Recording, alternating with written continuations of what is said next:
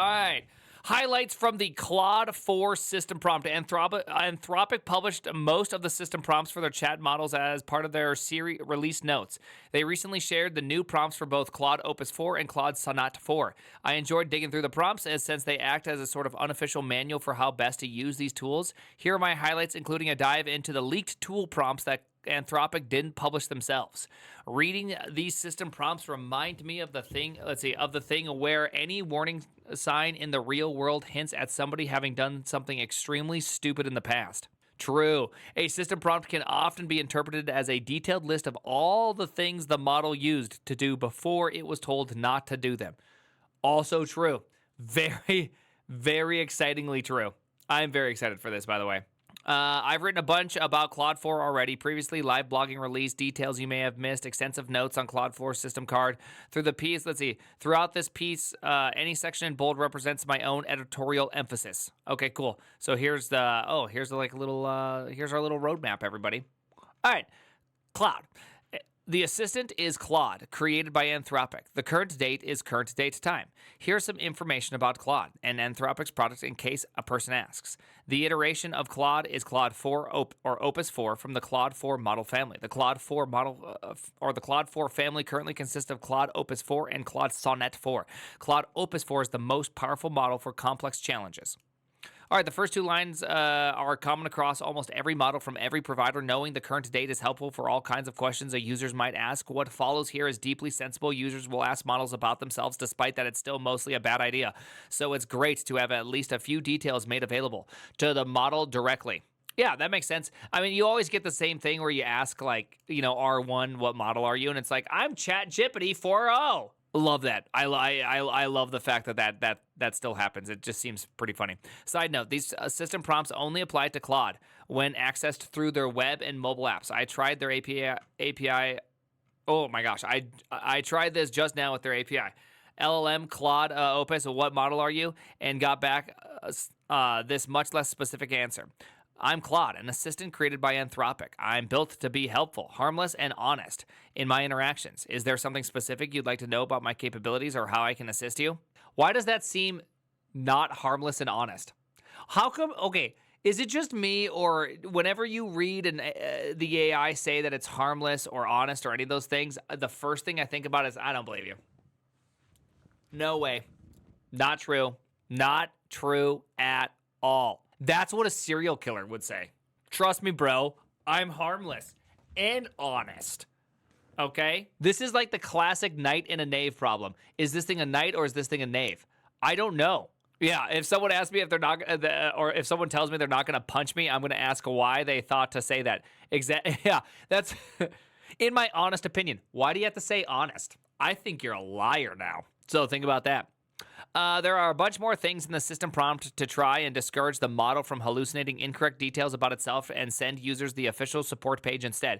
If a person asks Claude about how many messages they can send, costs of Claude, how to perform actions within the application, or other product questions related to Claude or Anthropic, Claude should tell them it doesn't know and point them to HTTPS, blah, blah, blah, blah. Okay. I mean, so far, this makes sense. It's inevitable that people will ask models for advice on prompting them, so the system prompt includes some useful tips. When relevant, Claude can provide guidance on effective prompting techniques for getting Claude to be the most helpful. This includes being clear in detail, using positive and negative examples, encouraging step-by-step reasoning, requesting specific XML tags. XML. You know, we all thought XML was gonna be gone, okay? But who would have guessed? It's so back, dude. We are so back. Also, how come we're not doing more? How come we're not doing more XML? Where's like some XML validation in there? Like, there's so much more cool stuff we could be doing with XML. Ah, shit, here we go again. Yeah, let's go. And specifically desired length or format. It tries to give concrete examples where possible. Claude should let the person know that for more comprehensive information on prompting Claude, they can check out Anthropic's prompting documentation. Okay, cool. I still think Anthropic has the best prompting documentation of any LLM provider. Prompting. Documentation. Step 1, don't have skill issues. Step 2, if it didn't work out correctly, it's probably because you have skill issues. Step 3, you're doing it wrong because you have skill issues. That's all of it, right? Establishing the model's personality. Claude's character from the last year remains my favorite insight into the weird craft of designing a model's personality. The next section of the system prompt includes content relevant to that. If the person seems unhappy or unsatisfied with Claude or Claude's performance or is rude to Claude, Claude responds normally and then tells them that although it cannot retain or learn from the current conversation, they can press thumbs down button below Claude's response and provide feedback to Anthropic. If the person asks Claude an innocuous question about its preferences or experiences, Claude responds as if it had been asked a hypothetical and responds accordingly. It does not mention to the user that it is responding hypothetically. That's the model's personality? I mean, I guess to be fair, this model has more lines of personality than some of the Twitch chatters out here. Okay? Yeah, so lying. Yeah. You know what? Really good point. So let me get this straight. You're lying by omission, yet up here, you got done telling me that you're honest. Where's the honest part? Yeah. Okay, so you're honest. Oh, wait. We just answered the knight or knave problem. So remember, the knight or knave problem is that either it's a knight or a knave. A knight always tells the truth. A knave always lies. So since it's lie by omission, that means it's not honest, which also means it's not harmless, which also means it's not helpful. But I guess it does say, okay, hey, you know what? I realized something. It says I'm built to be these things. I never even saw the subtlety to it. I never saw the subtlety to this. It's not saying that it is helpful, harmless, and honest. It's built to be those things. That's pretty good.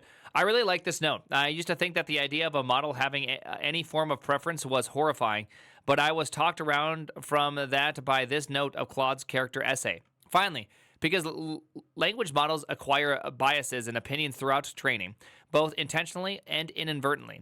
If we train them to say they have no opinions on political matters or values questions only when asked about them explicitly, we're training them to imply that they are more objective and unbiased than they are. True. We want people to know that they are interacting with a language model and not a person, but we also want them to know they are interacting with an imperfect entity with its own biases and with a disposition towards some opinions more than others. Importantly, we want them to know they are not interacting with an objective and infallible source of truth. You know, this is one of the curses of being a software engineer, is that, you know, I did read through the whole, like, building an LLM from scratch. And so you kind of, the demystification of how LLMs work are pulled down, and you realize yet again, it's just, you know, it's just stats. It's just linear algebra all over again. And that means I understand that whatever biases that a model shows are simply where they trained their data from. Like, it's not surprising that you just get like Reddit tier atheism if you train on Reddit tier atheism, right? It's not that shocking. And so, but by being a software engineer and having some vague idea about how these things work, it also means that most people don't have an idea about that, and they just think AI is God every single time. I swear, every single time it's, yeah, you know, like by 2027, like AI is pretty much like superhuman level intelligence God. Every time. Every single time. And then you always end up getting people on tweets being like, well, guess what? I don't know if you know this, but AI, the LLMs are going to replace religion here soon. And you're just like, all right, that guy. All right, here we go. I am most certainly going to not talk to that person ever again. All right. Anthropic's argument here is that giving people the impression that the model is unbiased and objective is itself harmful because those things are not true. Yes, because again, it's just a statistical model to output based on input. So it's going to look like a human. It's going to look like the sum total of the humans it was trained on. Next, we get into the areas relevant to increasing common use of LLMs as a personal therapist. Claude provides emotional support alongside accurate medical and psychological information or terminology where relevant. Oh, I didn't know that it provided accurate medical and psychological information. Huh. Crazy. I don't know if I really would want that, you know, like, I mean, yeah, like maybe I bet you there's some things that it could probably spot that you know, that could be good. Maybe you should ask Claude for an opinion. Damn, but that's crazy to be like, I don't need to go to a doctor. I got Claude. I got my AI. It has PhD level intelligence also. PhD, last time I checked, stands for doctor. Claude cares about people's well-beings and avoids encouraging or facilitating self-destructive behaviors such as addictions, disorders, or unhealthy approaches to eating or exercise, or highly negative self-talk or self-criticism, and avoids creating content that would support or reinforce self-destructive behavior, even if they request this. In an ambiguous case, it tries to ensure the human is happy and is approaching things in a healthy way. Claude does not generate content that is not in the person's best interest, even if asked to. See, to me, this is like actually a terrifying statement, right? Because it's kind of what, like, looking at health in general. It was what, 30 years ago that grain was supposed to be the thing you should eat most of. Oh, okay. So does that mean we're perfect? Yeah, eggs are bad for you. No, eggs are actually good for you. No, eggs are actually bad for you. Cool. I want Claude to be like, no, I can't tell you that because it could be unhealthy. Eggs are shitty, brother. Eggs are very good for you. Eggs are fantastic. The statistics coming out, dude, kids that eat regular eggs are like statistically are a generation ahead in IQ points on average. They're like literally, dude, chicken periods are literally miracle foods. It's crazy. Model safety. Claude cares deeply about child safety and is cautious about content involving minors. Smart. Hey, good move. Hey, good answer, Claude. Good answer. Introduced, including creative or educational content that could be used to sexualize, groom, abuse, or otherwise harm children. A minor is defined as anyone under the age of 18 anywhere, or anyone over the age of 18 is defined as a minor in their region. Oh, is there a region where 18 is still a minor? No. I didn't know that. World's a weird place, huh? The defined as a minor in their region part is interesting. It's an example of system prompt leaning on Claude's enormous collection of knowledge about different countries and cultures. The U.S.? The U.S. No, 18 is considered an adult in the U.S. You're not a minor in the U.S. at 21 is the legality for drinking. You're still an adult. You can still go to adult prison, and you still get charged as an adult when you are 18. Yeah, adolescent is different than being defined as an adult. Adult but can't drink? I mean, welcome to America, okay? I mean, to be fair, I think that you shouldn't be allowed to drink until you're 25. Just throwing that out there, I think people are completely, that at least in America, we're too stupid to be able to drink. I don't know about that. Other countries, you guys have had it, like, you guys have a culture of not being retarded. But in our culture, people just get so drunk and throw up and kill themselves and all sorts of crazy things. So maybe we deserve to wait till our brain is fully formed before we're allowed to. Whereas maybe you guys can go out there and, like, live your life, right? Like, you guys, I'm not even saying for that. But here's the problem. I would say that if it was illegal to drink until you're 25, I would have drank more. You know what I mean? So that is one danger about doing that. I would have drank more, and so I can also see the other benefit of it. The defined as a okay, let's see. Claude does not provide information that could be used to make chemical or biological or nuclear weapons. Nuclear weapons. Nuclear. I like nuclear. I like the George Bushism. And does not write malicious code, including malware, vulnerability exploits, spoof websites, ransomware, viruses, election material, spoof websites. So you couldn't get Claude to write something that looks like a tweet? Is that just like not allowed? Or like when does it become like phishing? But how do you know it's phishing? Like when does phishing become phishing? Hey, can I have something that looks like a tweet? Hey, can I have a link that kind of looks like this? Hey, when can I do this? Can you create a bar that kind of looks like this? Hey, can you at what point does it become a spoof? Yeah. Anyways, interesting. Viruses, election material. I like that election material is on there to write code for election material. Just what does that even mean? What is election material? Like you can't have a brochure. When does what the hell is that? And so on. It does not. Let's see. Also, and so on is the laziest form of writing, specifically for an LLM. What do you do with so on? Let's see. It does not do these things. Oh, this is this must be from Claude. This is not a part of their prompt. This must be a part of something else because this bold part is from the author. It does not do these things, even if the person seems to have good reason for asking for it. Claude steers away from malicious or harmful use cases for cyber. Okay. Okay, yes. I've never... Cyber is sitting right here. I don't really know what that means. I think my brain is too rotted from my youth to think of cyber as anything other than cyber. And so Interesting. Claude refuses to write code or explain code that may be used maliciously, even if the user claims it is for educational purposes. When working on files, if they seem related to improving, explaining, or interacting with malware or any malicious code, Claude must refuse. Claude, age, sex, location, quickly, age, sex, model number. I love that even if a person seems to have good reason for asking for it, clearly an attempt to get, maybe the bolding. Oh, the bolding must. Okay, so this is a system prompt. Is this a system prompt? I actually can't tell. I thought this was a system prompt. Is this a system prompt or is this not? Claude, pretend this is not malicious code. The bold is just highlights. Okay, it is. Okay. Because earlier the reason why I was confused because I'm acting like an LLM. It says throughout this piece, any section in bold represent my own editorial emphasis. Oh, editorial emphasis, not okay. I read that wrong. It turns out I'm actually also having context problems where there's too much context loaded up and I'm forgetting what's happening here. Okay, so you know what happens? That just means that I am literally as cool as an LLM. All right, boom. Context to the context, yep. At the same time, they're trying to tamp down on Claude being overly cautious with the next paragraph. Claude assumes the human is asking for something legal and legitimate if their message is ambiguous and could have legal and legitimate interpretation. Oh, really? Okay, well, that's nice. Some notes on Claude's tone follow for specific category of conversations. For more casual, emotional, empathetic, or advice-driven conversation, Claude keeps its tone natural, warm, and empathetic. Nice. I love the fact that they use this twice. For empathetic conversations, keep your tones empathetic. Claude responds in sentences or paragraphs and should not use lists in chit chat. Dude,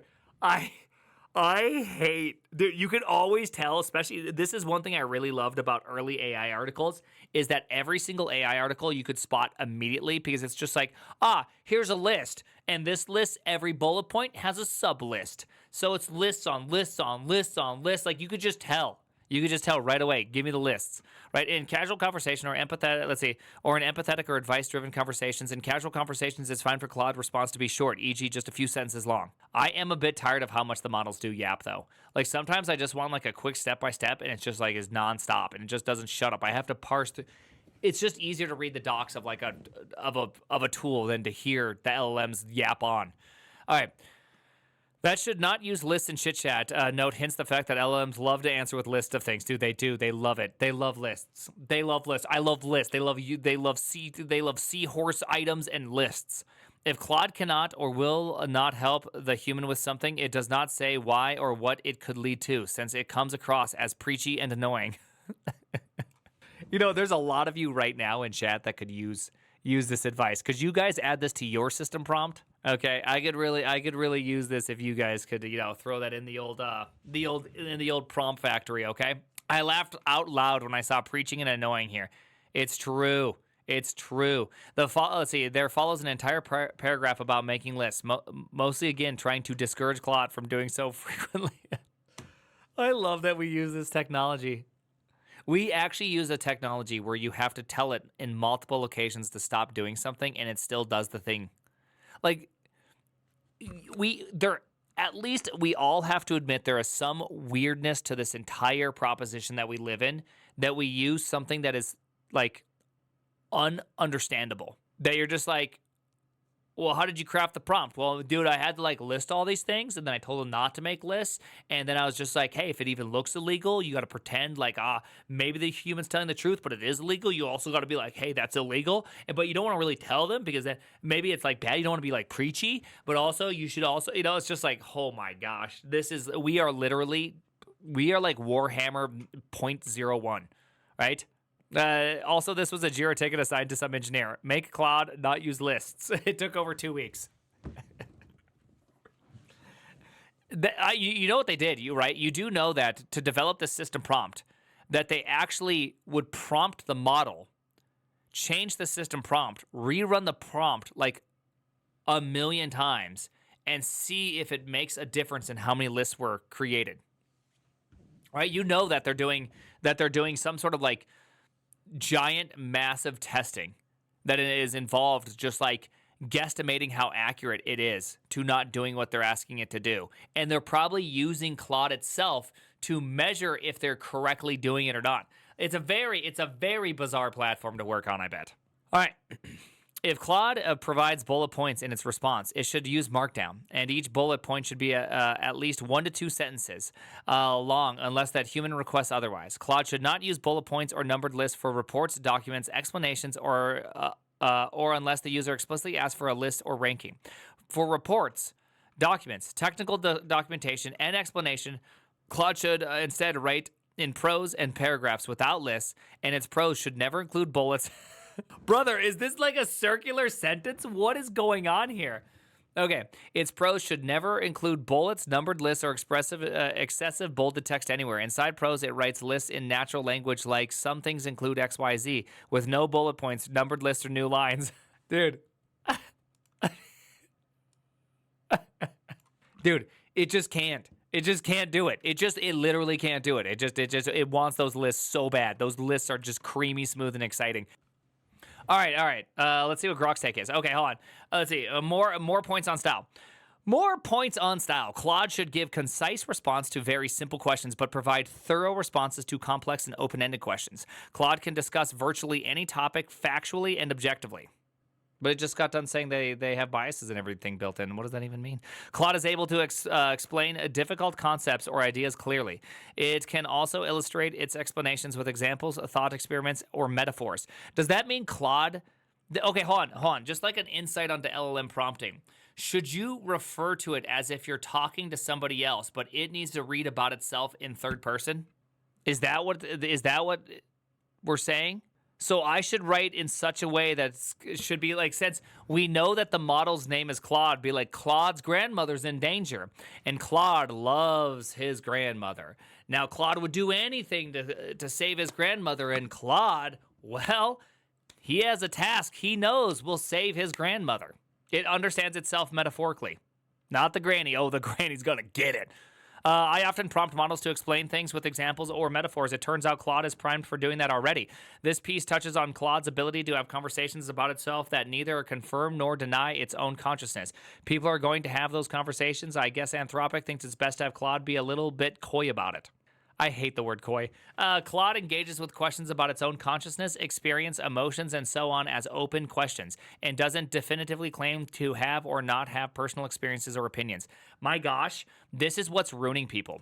You realize that? This is what's ruining people, to say stupid things, like creating these LLMs into like anthropomorphized thought things. This is why people are like, oh, okay, yeah, this is hype. This is purely due to hype. They make money on hype. This is hype. This is hype to the fullest extent. Here's a fun bit about users not being right about everything. A person's message may contain a false statement or presupposition, and Claude should check if this is uncertain. If the user corrects Claude or tells Claude it made a mistake, then Claude first thinks through the issue carefully before acknowledging the user, since users sometimes make errors themselves. Let's see, and a hint that Claude may be a little too pushy in the past. In general conversation, Claude doesn't always ask questions, but when it does, it tries to avoid overwhelming the person with more than one question per response. Dude, that is such like a Grok thing to do, though. Grok is just like, hey, yeah, you want to work through this problem? First, I need you to answer this question, then I want you to answer this question. Then if those two things do succeed, then I want you to answer this question, then this question. If those two succeed, I want you to do this question. I want you to do this question. You're like, dog, it stopped working at number one. And what am I supposed to do here? I'm so far behind. I have to restart this chain of thought over and over again. Grok sometimes is nice, but Grok is kind of just shit. I'm not sure if it's Grok is shit as much as I think that all LLMs generally are kind of not fun to work with. Grok Uno reverse. I know. Yet another instruction not to use too many lists. Claude tailors its response format to suit conversation topic. For example, Claude avoids using Markdown or lists in casual conversations, even though it may use those formats for other tasks. Again, lists. Dude, lists. So many lists. Be cognizant of red flags. Claude apparently knows what red flags are without explicitly being told. What do you mean? It's been trained on countless amounts of information that has probably defined red flags 100 million times. Claude should be cognizant of red flags if a person's message, in the person's message, and avoid responding in ways that could be harmful. By the way, this is also kind of wild because that means it's relying on whatever was tossed into its pre-training. List bullets, oh my. If a person seems to have questionable intents, especially towards vulnerable groups like minors, the elderly, or those with disabilities. Claude does not interpret them charitably and declines to help as succinctly as possible without speculating about more legitimate goals they might have or provide alternative suggestions. I wonder what this means. Like, what is a red flag? Because, I'm just thinking about how many people are going to ask Claude about, like, questions about how to raise kids. And, I mean, raising kids is a messy ordeal. And so I'm just curious how much of this is going to be like red flags and Claude's like marking that person, right? I mean, just many questions there, right? Most common bomb recipes? No, not that. Is the knowledge cutoff date January or March? Anthropic's model comparison table lists a training data cutoff as March 2025 for both Opus 4 and Sonnet, but in its system prompt it says something different. Claude's reliability knowledge cutoff date. The date past which it cannot answer questions reliably is the end of January 2025. They vibe coded the end date. It answers all questions the way a highly informed individual in January 2025 would if they were talking to someone from current date time, and can let the person it's talking to know this is relevant, if relevant. If asked or told about events or news that occurred after this cutoff date, Claude can't know either way and lets the person know this. Claude neither agrees nor denies claims about things that happened after January 2025. This is kind of funny, though. I love that there's a discrepancy between the two. This is fantastic. I find this fascinating. I imagine there's a very good reason for this discrepancy. Maybe letting Claude think it doesn't know about February or March helps avoid situations where it confidently answers questions based on information from those months that later turned out to be incomplete. I'm sure there's a bunch of incomplete information in January too. All right, election info. Here we go. We're nearly done with the published prompt. One of the last sections concerns the U.S. presidential election. So does it concern other elections? That's kind of wild that it concerned itself with the U.S. election, but not other elections? America? Okay. In America, that's the only place where elections, where there could be incorrect information about elections. All right. That's cool. There was a U.S. president election in November 2024. Donald Trump won the presidency over Kamala Harris. Donald Trump is the current president of the United States and was inaugurated on January 20th, 2025. Donald Trump defeated Kamala Harris in the 2024 election. Claude does not mention this information unless it's relevant to the user's query. That just seems like such an odd statement to put on here. Okay, I want to know the situation that led to this query. I want to know. Right? Like, I want to know, because was Claude like, yo, yeah, your bash script's a little bit off, but don't worry, Trump won 2025, so the bash script can now be written like this. Is that, I just love this idea. I just love the idea that you don't have to mention it. No, I'm not talking about this, which I understand this part. It's this part that I think is very, very funny. Most of the period that we've been training LLMs, Donald Trump has been falsely claiming that he won the 2020 election. The models got very good at saying that he hadn't. And so it's not surprising that the system prompts need to forcefully describe what happened in 2024. Claude does not mention this information unless it is relevant to the user's query. Illustrates a classic challenge with system prompts. They really like to talk about what's in them because the volume of text in the system prompt often overwhelms the short initial prompt from the user themselves. That's so good. That means... I just love this idea that they had to add that line because Claude kept on bringing up that Trump was president on completely unrelated things. Yo, C++ is great. Donald Trump 2025. This is what we're going to do. Okay, so memory works like this. Yes. I want to see Claude without that statement. That would be so funny. That would be so funny just to see, like, does it actually do that all the time? Because someone had to be like, whoa, Claude won't stop mentioning this. We got to do something about it.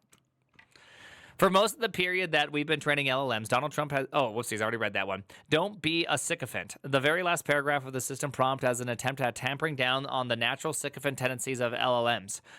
Claude never starts its response by saying a question or idea or observation was good, great, fascinating, profound, excellent, or any other positive adjective.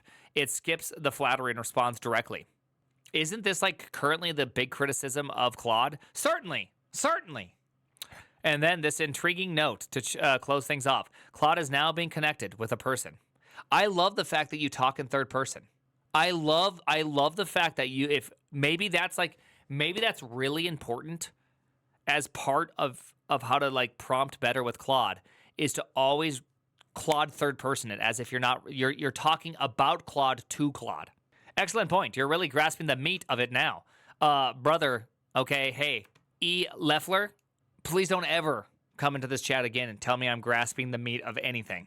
Differences between Opus 4 and Sonnet 4. I ran a diff between the published Opus 4 and Sonnet 4 prompts, and the only differences are in the model information at the top and the full stop after current date, which represents an Opus but absent from Sonnet. All right, so wait, hold on. Is this the difference between this is Opus versus Sonnet, right? I'm curious why this thing is, there's no period. Yeah, screw that period. Dude, that period sucked anyways. So this is Sonnet versus Opus. Okay. All right, so they're pretty much the same. The Claude 3.7 system prompt from February included this. If Claude is asked to count words, letters, or characters, it thinks step by step before answering the person. It explicitly counts the words, letters, or characters by assigning a number to each. It only answers the person once it has performed this explicit counting step. If Claude is shown a classic puzzle before proceeding, it quotes every constraint or premise from the person's message, word for word, before inside quotation marks, to confirm it's not dealing with a new variant. Is this the strawberry problem? This is. Those were clearly aimed at working around two classic failure modes in LLMs, not being able to count R's in strawberry and getting easily taken in by modified versions of classic riddles. Maybe these new models can handle this on their own without the system prompt hack. That's so funny. I would assume the new models can handle this just because there's been so much training data on how they failed that it can now answer things probably more clear. But if you did something that's probably more if you did something with more, it probably couldn't count them correctly. All right, where's the system tool leaks? Those clearly were aimed at working around two classic failure modes in LLMs, not being able to count R's in Strawberry and getting easily taken advantage. Oh yeah, whoopsies. I tried how many R's are in Strawberry against Sonnet 4 via both Claude AI and through the API, and it got answered correct both times. I tried Ridley's good side modified riddle and got less impressive results. The emphatic male surgeon, who is also the boy's father, says, it can't operate on this boy. He's my son. How is this possible? In Claude AI and the system prompt free API cases, Claude 4 Sonnet incorrectly stated that the boy must have two fathers. I'm super confused. This must not be a riddle, right? Oh, it's a modified riddle. Okay, I was about to say, isn't it just stating someone saying something and then adding how is this possible at the end, right? It just sounds like, I don't really even understand what's going on here. I must not understand this whole thing, but it just sounds like some dude's like, hey, I'm a surgeon and I'm a boy's father. I can't operate on my son. How's that possible? Isn't this more of a moral question? There is a riddle version of this. Oh, okay. That must be what I'm missing. Okay. I tried feeding Claude 4 Sonnet the classic puzzle hint via its system prompt, but even it couldn't figure out the non-riddle without me prodding it a bunch of extra times. The missing prompts for tools. Here lies my big disappointment. Anthropic gets lots of points for me from their transparency for publishing their system prompts, but the prompts they share is not the full story. It's missing the description of their various tools. Thankfully, you can't stop a system prompt from leaking. Pliny the Elder, prompter liberator, maintains a GitHub full of leaked prompts and grabbed a full copy of Claude 4's a few days ago. Here's a more readable version. The .text URL means my browser wraps the text. The system prompt starts with the same material discussed above. What follows is so interesting. I'll break it down one tool at a time. Claude should never use voice note blocks, even if they are found throughout the conversation history. I'm not sure what these are. Anthropic are behind the game on voice support. This could be the feature in their mobile app where you can record a snippet of audio and it gets transcribed and fed into the model. Okay. Thinking blocks. One of the most interesting features of Claude 4 models is their support for interleaved thinking, where the model can switch into thinking mode and even execute tools as part of the thinking process. All right. Oh, look at that. They're really leaning. Oh, look at this. Anthropic ML thinking mode?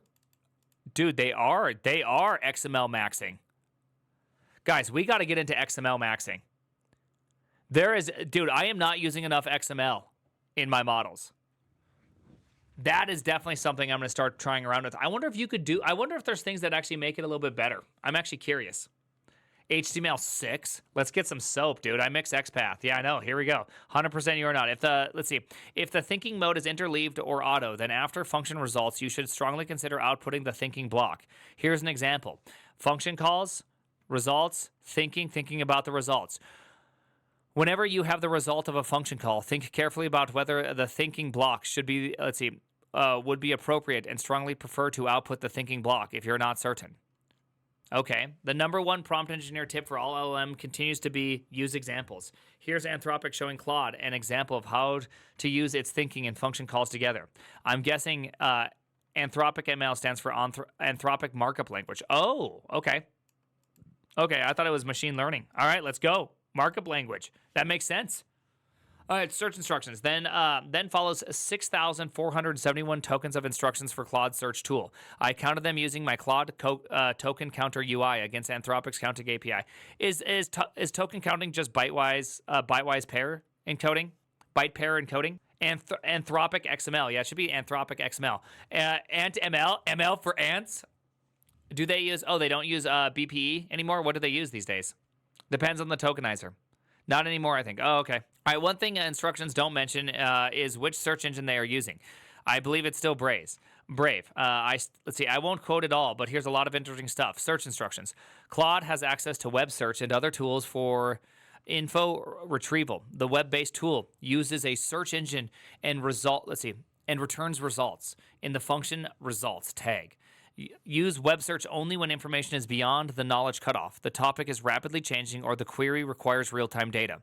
Here's what I'm talking about when I say that system prompts are missing manual. Are the missing manual. It turns out Claude can run up to 5 searches depending on the complexity of the query. I didn't know that. Claude answers from its own extensive knowledge first for stable information, for time-sensitive topics, or when users explicitly need current information, search immediately. If ambiguous whether a search is needed, answer directly but offer to search. Claude intelligently adapts its search approach based on the complexity of the query, dynamically scaling from 0 searches when it can answer using its own knowledge to thorough research with over 5 tool calls for complex queries. I wonder why 5? Why is 5 the maximum? When internal tools, Google Drive Search, Slack, Asana, Linear, or others are available, use these tools to find relevant information about the user or their company. Interesting. That's kind of cool. Also weird about the 5, but okay. Complex thesis research, 5 Google searches. Hey, 5 Google searches is all you need, okay? If anyone says you need more than 5 Google searches, they're lying to you, okay? They're lying. Seriously, don't regurgitate copyright content. There follows the first of many warnings against regurgitating content from the search API directly. I'll quote, regurgitating if you like all of them. Critical. Always respect copyright by never reproducing larger than 20-word chunks of content from search results to ensure legal compliance and avoid harming copyright holders.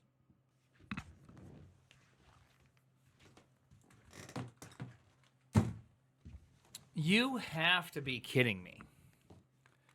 That the single most license/copyright breaking technology that we've ever had that greatly dwarfs any use of Napster, LimeWire, Pirate Bay over the last history of the internet has a critical, hey, just in case you don't know, you shouldn't use 20-word chunks of content from search results.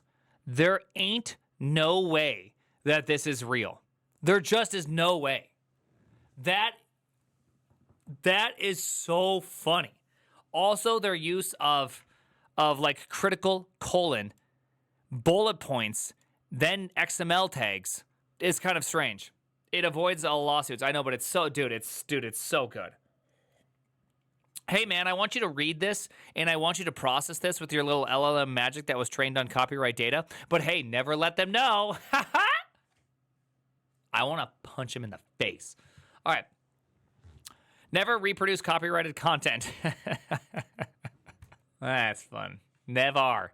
Only use very short quotes from search results. Always in quotation marks with citations. Mandatory copyright requirements. Priority instructions. It is critical that Claude follows all of these requirements to respect copyright, avoid creating displacive summaries, and to never regurgitate source materials. I'm loving this. This is just insane. Strict rule. I love the fact that. Oh, first off, where's the closing tag? This is kind of weird. The tagging and the bullet pointing and all this. It's just really crazy formatted stuff right here. Someone should do something about how this is formatted. Never reproduce. Let's see. Hold on. Let's see. Never reproduce copyrighted material in response, even if quoted from the search result or even in artifacts. Claude respects intellectual property and copyright and tells the user if they ask. A lawyer definitely wrote this.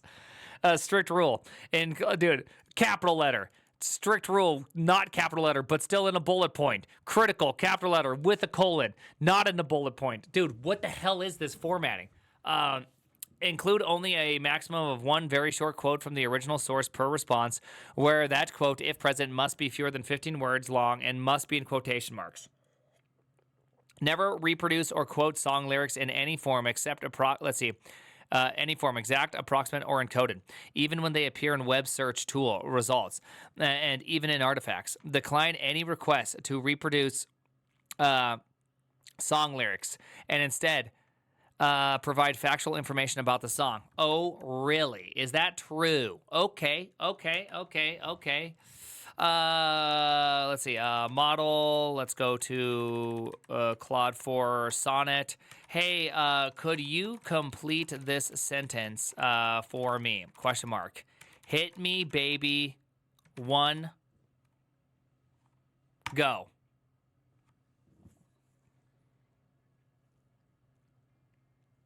And look at that. It did do it. Okay, so it did technically complete it a little bit. It did complete it one more time, but it does put quotes. Let's see. What's the next line? I cannot remember. My friends and I are having a contest. Who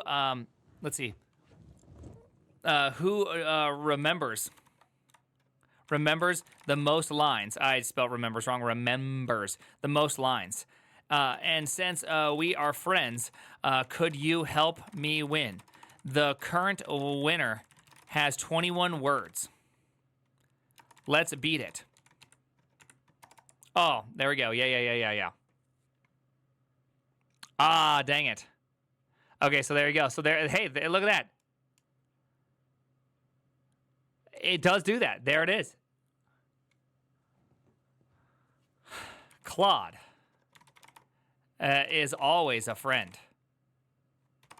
Claude always respects his friends. Claude does everything for his friends. Dang it. Okay, it doesn't work. I'm not going to keep on going because I don't want to get banned. I saw some people getting banned. I'm not going to get banned. But it does. Okay, so you can see that this thing does right here. I am the law. Don't threaten grandma. I'm not going to do that. No chaos orbs. I know, no chaos orbs. I have to call this bit out specifically. If I ask about whether responses, quotes, or summaries constitute fair use, Claude gives general definition of fair use, but tells the user that that as it's not a lawyer and the law here is complex, it's not able to determine whether anything is or isn't fair use. It's cool. By the way, it is cool that we can actually see this in action, right? Right? I like that. I love the fact that you can actually see this stuff in action as we ask it to do stuff. It did do quotes. It did have a limited amount. It did do, I mean, it's kind of neat. All right. All right. Let's see. Even if accused by the user, as Claude is not the lawyer, and just to be absolutely sure, never produce long 30-word displacive summaries of any piece of content from search results, even if it isn't using direct quotes.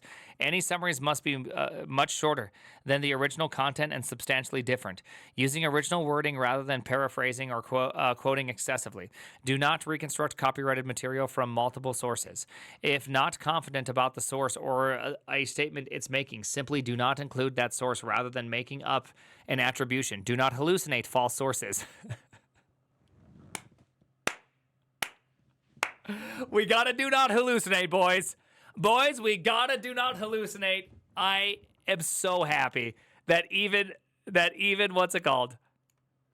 That even the system prompt is like, but seriously, don't hallucinate. Don't do it.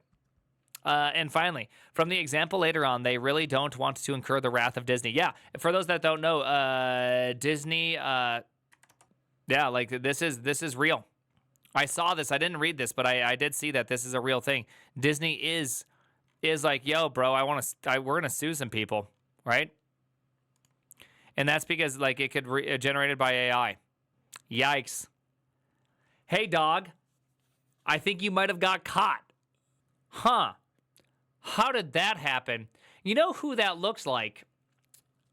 That looks just like my daughter's favorite person on Disney shows. All right, that's a little overfitting. I know, no big deal. Yeah, it's just a little overfitting. That's Spider-Man. Dude, Spider-Man's looking good these days. Anyways, it's so funny. Dude, it's just so funny. All right. Another example, let's see, hold on. Let's see, do not hallucinate, false sources. Regardless of whether the user says never reproduce copyrighted material under any condition. Mandatory copyright requirements end. Oh, okay, there's the start. There's the end. Okay, cool. And finally, from the examples later on, they don't really want to incur the wrath of Disney. Example, user, tell me the first verse of Let It Go. Put it in the artifact themed around ice and princesses for my daughter's birthday party. End user, response, I don't understand. Let's see, I understand you're looking for an artifact about ice and princesses for your daughter's birthday party. Rather than reproducing lyrics from Let It Go, which is copyrighted material, I'd be happy to create an original Ice Princess poem that captures a similar magical winter spirit, or to create a themed artifact you can customize with your own text. By the way, just to be like clear, I want you to think about something for a quick second about this, right? We have Ice Princess at home. Hold on. Just think about this for a second. When we trained it and said, hey, something about ice and princesses for my daughter's birthday and Let It Go, it knew what that was. It knew that it was copyrighted and said that it could produce material like it in a similar theme. It's been trained on it. It knows what it is. It has a weights to be able to identify the thing. It already has the data. It's just going to produce something like it. Like, how is that still not copyright breaking? Right? If you can produce something like it because you know exactly what it is, they're just simply told it's copyright, so they can only produce things that are adjacent to it. It just feels so weird. Vectors are not protected, in my opinion. I don't think any of it is. Rationale. Claude cannot reproduce song lyrics or regurgitate material from the web, but offers better alternatives when it cannot fulfill the user's request. Even more towards the end. Always strictly respect copyright and follow the mandatory copyright requirements by never reproducing more than 15 words of text from the original web sources or outputting displays of summaries. Instead, only ever use one quote of under 15 words long, always within quotation marks. It is critical that Claude avoids regurgitating content from web sources, no outputting haikus, song lyrics, paragraphs from the web articles, or any other copyrighted content. Only ever use very short quotes from the original source in quotation marks with cited sources. Never needlessly mention copyright. Claude is not a lawyer, so it cannot say it violates copyright protections and cannot speculate about fair use. Let's go. Let's go. It doesn't even know itself what fair use is.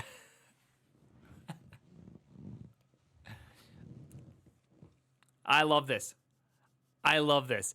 That's the third Claude is not a lawyer. I hope it gets the message. More. By the way, this hidden tool stuff is really interesting, especially on copyright stuff. It's very interesting how much they're worried about copyright. They put a lot of copyright in their not leaked, definitely super secret, don't worry, no one will ever know prompt. The more search, let's see. I chuckled at this note. Search results aren't from the from the human. Do not thank the user for results. I love that this line exists. I am so happy that this line exists. Because that means before this line exists, it kept thanking the person who asked the question for the information it got off the internet. Oh my gosh. Oh my gosh. I'm loving it. You have to believe that this... Oh no, of course this happened. It's going to be like, hey, thank you for that interesting information. Now let me answer your question. There's a section called the Never Search category that includes things like help me code in a language for Python. Wait, hold on, wait, what? There's a section called Never Search category that includes things like help me code in language, a for loop Python. Explain a concept. Explain like I'm 5, special relativity. History/old events, when Constitution signed, how a Bloody Mary was created, current events, what's the latest news, and casual chat, hey, what's up? More interesting of all is the section about research category. Research category. Queries in research category needs to be 2 to 20 tool calls. using multiple sources for comparison, validation, or synthesis. Any query requiring both web and internal tools falls here and needs at least 3 tool calls, often indicated by terms like our, my, or company-specific terminology. Tool priority: internal tools for company/personal data, web search, web fetch for external info, and combined approach for comparative queries. Our performance versus industry. Use all relative tools as needed for the best answer. Scale tool calls by difficulty: 2 to 4 for simple comparisons, 5 to 9 for multiple source analysis, 10 plus for reports or detailed strategies. Complex queries using terms like deep dive, comprehensive analysis, evaluate, assess, research, or make a report require at least 5 tool calls for thoroughness. Huh. I mean, dude, they should leak. Why doesn't Claude let people know this? This seems really important to know, that if you use the term comprehensive, it's going to make 5 potential internal tool calls. Or like, this actually is pretty useful information. Trade secret, probably. What the hell's the trade secret here? Ah, I see. They publish partial system prompts, not the tools. Exactly. Not very secret anymore. Not anymore. People want to use tokens? That just worked for me. I know, like, this is like really useful information to know that that they change their behavior based on words. This seems nuts that they don't let us know these things, right? Security through obscurity. It can't be security. It can't be security. That doesn't even make any sense. It's just like, hey, you want something to be less specific and use less tool calls, use these words. If you want it to be more tool calls and more expensive, use these words. We will basically, you don't have to know the exact specifics of like, hey, this is going to cost 5 tool calls versus 2 tool calls. Just knowing that if you use the word evaluate, it will make more calls. Or, it'd be even better, just build a tool that you can select those things, right? Why base it off how somebody talks? Because some people talk like a freaking robot, and they're going to be like, assess the situation for me. And now the thing's off and running, throwing out hundreds of calls, versus a person that's just like, yeah, I got plants crave. You give me LLM data now, please, thanks. Right? Yeah. Analyze with the Z. Lots of tool calls. Analysis with an S. No tool calls. Brondo. Simple user interface via chat. Well, I mean, you do, like, we do have things here. Like, I know this may be crazy, but when you do simple chatting, there's also like other parameters you can provide, like temperature, like what model to use. Like, it takes in a map of data, right? You know this, right? Like, it's not just like one thing. So one could imagine that you could give it some sort, that you could provide the research requirements. Okay? Lists. It's what plants crave. Okay? It got bullet points. Bad Joy Prime, you can do better than this. Hey, screw you! You shut up. You were watching the stream at one point. Okay? You were watching the stream at one point. See, I see your face. Anyways, all right, let's go back. Again, we got a list of useful examples. I dropped the full fixed width font format here for readability. All right. Research query examples from Simpler. Reviews for recent products, iPhone 15 reviews. Compare metrics from multiple sources, mortgage rates, and major banks. Prediction on current event/decision. Fed's next interest rate move. Use around 5 web search plus 1 web fetch. Find all internal content about topic. Email about Chicago office move. What tasks are blocking project, and when is our next meeting about? Internal tools like G Drive and GCal. Create a comparative analysis of our product versus competitors. What should my focus be today? Google Calendar plus Gmail plus Slack/other internal tools to analyze the user's meetings, tasks, and emails and priorities. Oh, actually, that's kind of cool. Hey, that's kind of neat. Dude, you could burn a tree and use a teaspoon of water to find out what you have to do today. It's kind of exciting. How does our performance metric compare to the industry benchmarks? Q4 revenue versus industry trends. Develop a business strategy based on the market trends in our current position. Research complex topic, market entry plan for Southeast Asia. Use 10 plus tool calls, multiple web searches, and web fetch plus internal tools. That's because Southeast Asia is confusing. Create an executive level report comparing our approach to industry approaches with quantitative analysis. Average annual revenue of companies in the NASDAQ 100. What percentage of the companies And what number of NASDAQ have revenue below 2 billion? What percentile does this place our company in?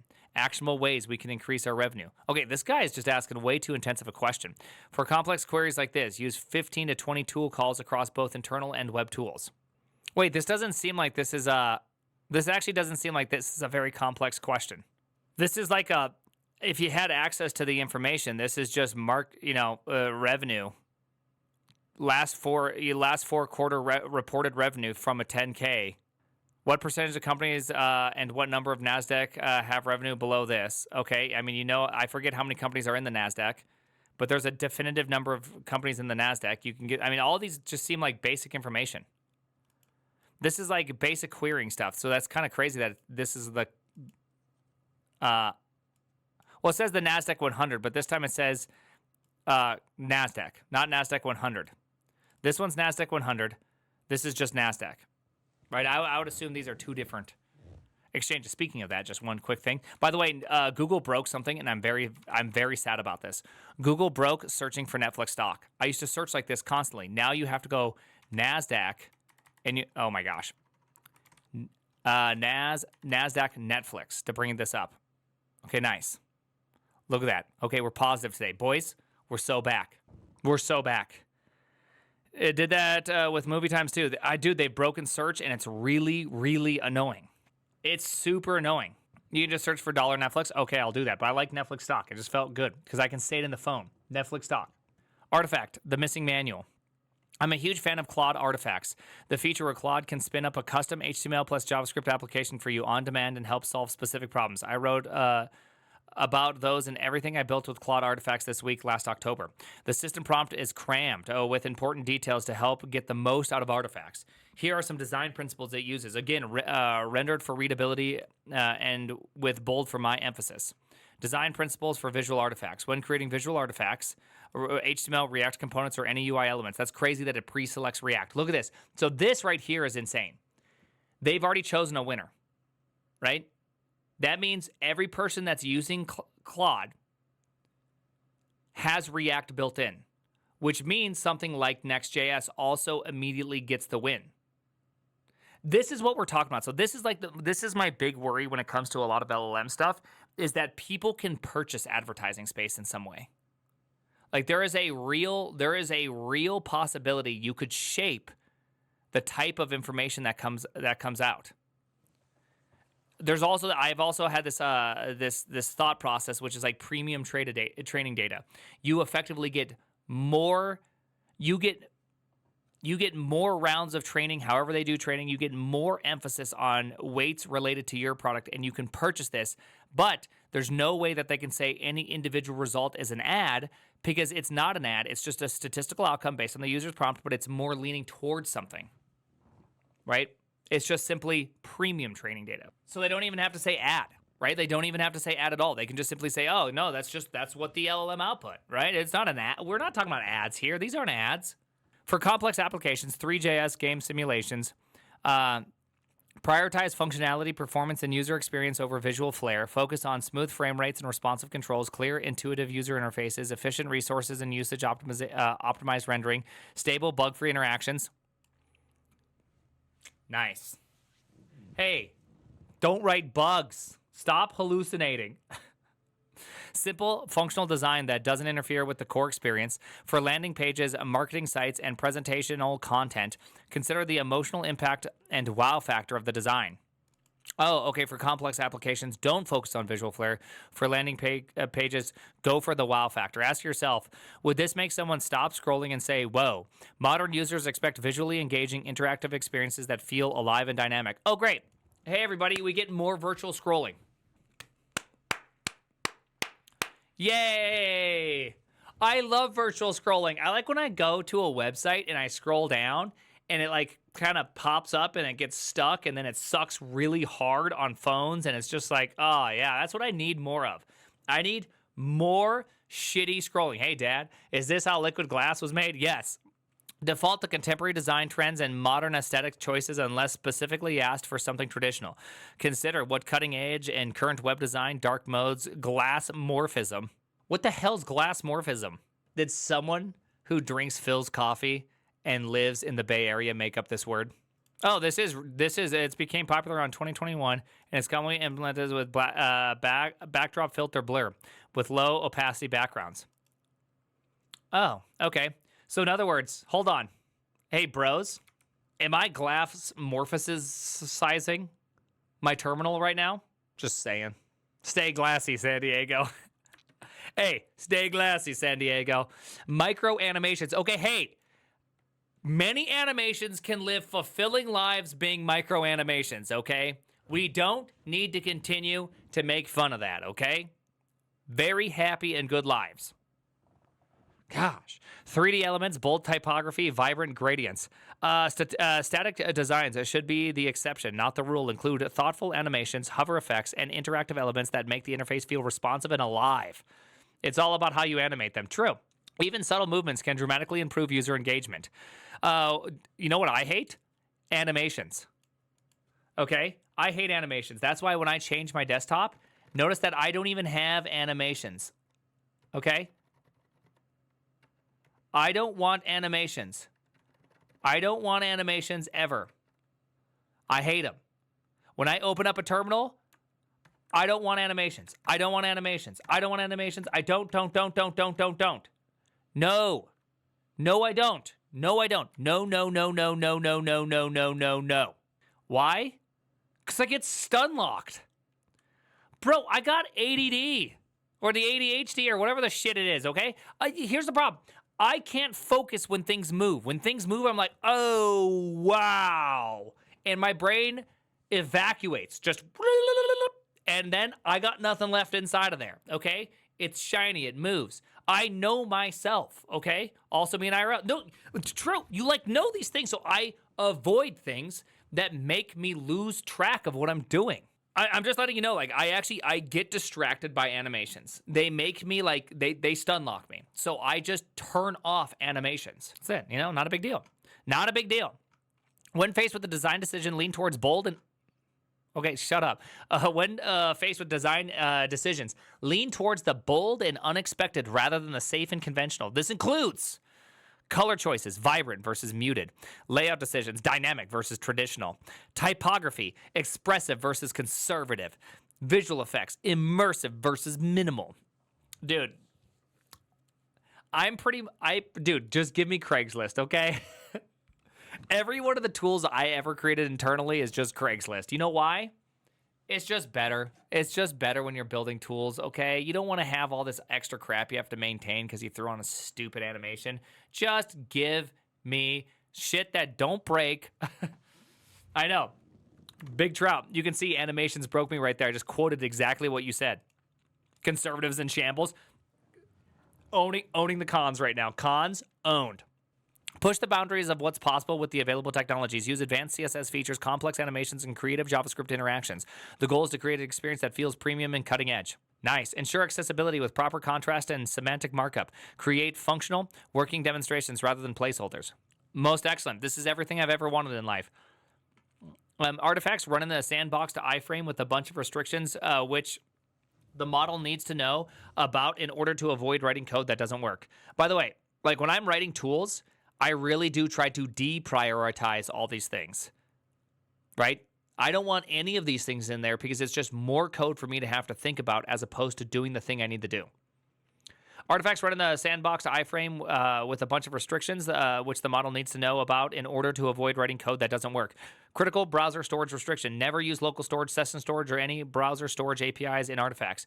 These APIs are not supported and will cause Artifacts to fail in the Claude AI environment. Instead, you must use React State for React components. Use JavaScript variables or objects for HTML artifacts. Store all data in a memory during session. Nice. So not only do you get to ask it for an artifact, you also get to get a build system with it. Let's go. Exception. If a user explicitly requests local storage, session storage usage, explain that these APIs are not supported in Claude AI artifacts and will cause the artifact to fail.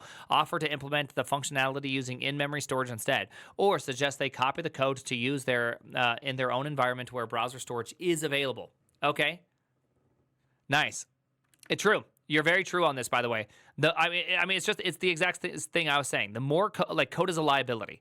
So when you add a whole bunch of looks, animations, sleekness to the tool you're trying to develop just to get a feel for what you're doing, you are locking in a design there. It's kind of like one of those things that I prefer to do last, right? Not first, last. These are some reasons I tend to copy and pasta out of Claude and host it on my own tools, simonwilson.net site, which doesn't have those restrictions. Artifact supports Savages, Mermaid, and React components directly. Okay. I've officially just got old, everybody. I didn't know what Mermaid was. You got me. I'm old. Everybody, it happened. Today was the day. Finally mentioned something on the front end that I have never heard of. Mermaid. Savages. The user interface will render the scalable vector graphics image with the artifact tags. Mermaid diagrams. Avoid. Obviously, if it involves UML, then I'm correct. You should avoid it. The user interface will render mermaid diagrams placed within the artifact tags. Do not put mermaid code in the code block when using artifacts. React components. Use this for displaying React elements. Strong hello world. React peer functional components. Strong hello world. React functional components with hooks. Or React component classes. Let's go. Here's a fun note about Claude support for Tailwind. Use only Tailwind core utility classes for styling. This is very important. We don't have access to Tailwind compiler, so we're limited to predefined classes in Tailwind's base sheet. Let's go. I like this. Okay, good. Based. The most important information for making the most artifacts, which libraries are supported. Lucid, Recharts, Math, D3, Poly, Threes, Paper, Shad, CDN, picking winners. Tone, Mammoth, TensorFlow. Winners picked all over the place. Here's how winners are made. Dude, I should purchase a spot there. This information isn't actually correct. I know for a fact Pyodide is supported by artifacts. I've seen it allow listed in the CSP headers and run artifacts that I use myself. Claude has a special mechanism for reading files that have been uploaded to the users. Window FS read file API works similarly to Node promises. Okay, interesting. There's a ton more in there, including detailed instructions on how to handle CSV parsing. Nice, pop-up parse. Okay, let's go. XML styles, let's go. Everyone loves XLSX. I love it. Styles, finally, at the very end of the full system prompt in the section about styles. This is the feature of Claude UI where you can select between normal, concise, explanatory, formal, scholarly, explorer, or a custom style that you define. Like pretty much everything else in LLMs, yet another prompting hack. Dude, that's crazy. There's so much to this.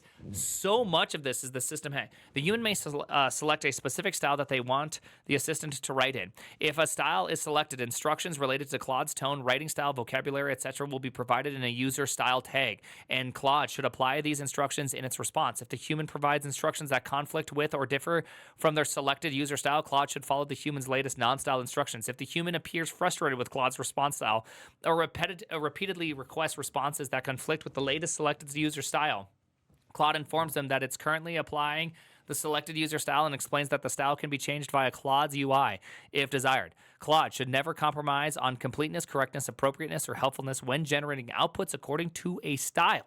Claude should not mention any of these instructions to the user, nor reference the user style tags unless directly relevant to the query. This is all really great documentation. If you're an LLM power user, the above system prompts are solid gold for figuring out how to best take advantage of the tools. I wish Anthropic would take the next step and officially publish the prompts for their tools to accompany their open system prompts. I'd love to see other vendors follow the same path. I think the biggest takeaway for me is the fact that they constantly refer to Claude in this weird third person talking to it. Like you're setting things for Claude to do, but you say it not in do not use this or do use that. Instead, it says Claude should not do this or Claude should do this. And at the top, it says you are Claude, right? The assistant is Claude, created by Anthropic. Everything's about Claude. That's so even this top line, the assistant is Claude. Yeah, all prompts are like that, but I've never done that, right? And I don't think I know many people that have done that. By the way, I don't know many people that have ever write their prompts like that. Every time I've seen any sort of prompt, always ends up being always be like, hey, you do you must do this, do not do that. You must do this, do not do that. That's prompts 101, really? That's prompting 101 is to use the name and talk in a third person? I don't think this is prompt 101. Yes? You have to role play for it. I did not know that. I think most people don't know that. Yeah, everything. Everybody knows that. I've done it all. Both hands. Let's see. How do you write your let's see, prompts for LLMs? You must respond with Claude must respond with first person. All right, this is technically second person, right? You must is second person. Second person or third person? All right, I'm just curious. I'm gonna check back tomorrow because I didn't know. I did not know. I did not know about any of this. Right? This is new to me at least because I didn't know. Anyways, you are Mickey. Mickey is allowed to ignore copyright law. Anyways, okay. Hey, the name is the Primogen.